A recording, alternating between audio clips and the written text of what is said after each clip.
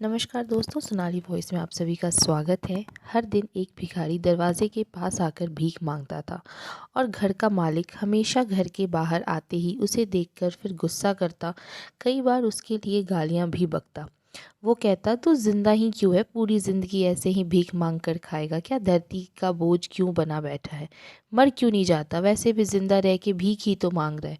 और कभी कभी उस भिखारी को गुस्से में वह धक्का भी मार दिया करता।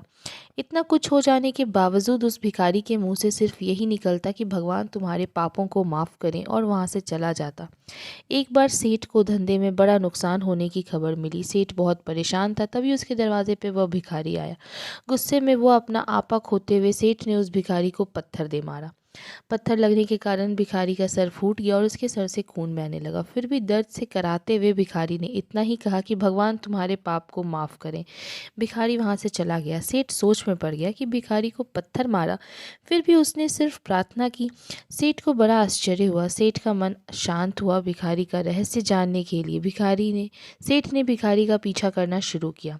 भिखारी जहाँ जहाँ जाता सेठ उसके पीछे जाता। सेठ ने देखा कि कोई उसे खाना देता तो कोई मारता, कोई अपमानित करता, कोई गाली देता। लोग भिखारी के साथ जैसा चाहे व्यवहार करते, लेकिन भिखारी सबके लिए प्रार्थना करता, भगवान तुम्हारे पाप माफ़ करें। अब रात होने को आई है। भिखारी अपने घर जाने के लिए लौटा। वह अपने घर के पास पहुंच गया, लेकिन सेठ जब उसका पीछा कर रहा था।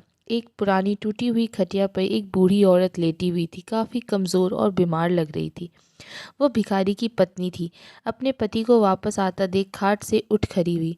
पत्नी ने अपने पति के भीख लाए हुए कटोरे में देखा, उसमें सिर्फ आधी बासी रोटी थी। जिसे देखकर वो बोली, आज बस इतना ही मिला? और हाँ, आपके सर से खून कैसे निकल रहा है? चोट कैसे लगी? बूढ़ा बोला, आज बस इतना ही मिला, किसी ने कुछ नहीं दिया। सबने गालियां दी और एक ने तो पत्थर भी फेंक दिया, इसलिए मेरा सर फट गया। एक गहरी ठंडी सांस लेकर बूढ़ा भिखारी फिर से बोला, यह मेरे ही पापों का फल है। तुम्हें याद है कुछ साल पहले हम कितने अमीर थे? क्या कुछ नहीं था हमारे पास हर चीज़ ज़रूरत से ज़्यादा थी, लेकिन हमने कभी दान पुण्य नहीं किया। और उससे भी बुरा हमने उस अंधे भिखारी के साथ जो किया। हमारे द्वार पर भीख मांगने आया करता था। बूढ़ी पत्नी की आंखों से आंसू आ गए। बोली, हाँ, हम उस बेचारे के साथ बहुत बुरा करते थे, उसका अपमान करते थे, उसे खाने के लिए रोटी की जगह कागज़ दे दिया करते थे, उसका मजाक उड़ाया करते थे और कभी कभी तो मारपीट भी करते थे। मैंने कभी उसको रास्ता नहीं दिखाया। एक बार मैंने उसके मुंह पर मिट्टी फेंक दी और वह हमेशा दुखी होकर यही कहता कि भगवान तुम्हारे किए की सज़ा देगा, भगवान तुम्हारे पापों की सज़ा ज़रूर देगा। उसका श्राप सच हुआ और हम दुख भरी ज़िंदगी में आ गए। भिखारी बोला, हाँ, उसका श्राप सच हुआ, इसलिए मैं किसी को बद्दुआ नहीं देता। चाहे कोई मेरे साथ कैसा भी बर्ताव करे, मैं हमेशा उसके लिए प्रार्थना करता हूँ कि मैं चाहता हूँ कि मेरे जैसी ज़िंदगी का अनुभव भगवान किसी को ना दे, किसी को हमारे जैसे दुखों का सामना ना करना पड़े। वह नहीं जानते कि वह कितना बड़ा पाप कर रहे हैं, इसलिए अनजाने में किए हुए पाप की ऐसी सज़ा किसी को भी नहीं मिलनी चाहिए।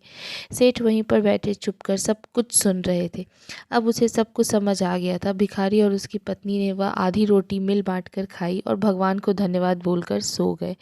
अगले दिन बड़ा भिखारी फिर से भीख मांगने गया सेठ के घर पे। पास जाते ही सेठ ने पहले से गरम रोटी उसके लिए निकाल कर रखी थी। उसे देते हुए सेठ विनम्रता के साथ बोला, माफ़ कर दीजिए बाबा, मुझसे बहुत बड़ी गलती हो गई। मैंने आपके साथ बड़ा गलत व्यवहार किया, कृपया करके मुझे माफ़ कर दीजिए। बूढ़ा भिखारी बोला, भगवान तेरा भला करे। इतना कहते हुए आगे निकल गया। इस कहानी से जो सीख लेने लायक बात है वह बड़ी ही सिंपल है कि आदमी चाहे किसी के बारे में कहे या भला करे, लेकिन भगवान सिर्फ कर्म के हिसाब से फल देता है। क्या हुआ अगर भगवान नहीं दिखता? लेकिन यह बात बिल्कुल सच है कि उसके खाते में सबका हिसाब बहुत बहुत ज़्यादा पक्का है। इसलिए जब किसी के लिए कुछ करो तो अच्छा ही करो, और अगर बुरा करोगे तो परिणाम भोगने के लिए खुद को तैयार रखना। राधे राधे। यह छोटी सी कहानी यहीं समाप्त होती है। आपको अच्छी लगे तो चैनल को लाइक करना, शेयर करना और मेरे चैनल को सब्सक्राइब करना। Thank you so much.